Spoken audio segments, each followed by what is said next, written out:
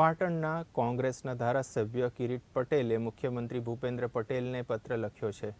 પત્રમાં તેમણે ઉલ્લેખ કર્યો છે કે સરસ્વતી બેરેજમાં પાણી છોડવામાં આવે અને સુજલામ સુફલામ કેનાલ મારફતે પાણી છોડાય, જેના કારણે ખેડૂતોને ફાયદો થાય અને હાલ વરસાદની સિઝન હોવાથી ખેડૂતો પાકનું વાવેતર કરી રહ્યા છે, જેના કારણે મુશ્કેલી ના પડે। પાટણ જિલ્લામાં આ વખતે વરસાદ ઓછો છે અને સાથે સાથે પાટણ જિલ્લામાં પાણીની તકલીફ બહુ છે।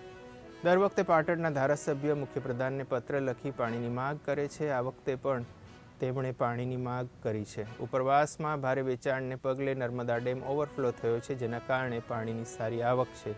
જો આ પાણી સુજલામ સુફલામ યોજના હેઠળ કેનાલમાં છોડવામાં આવશે તો સ્થાનિકો અને ખેડૂતોને તેનો લાભ મળશે।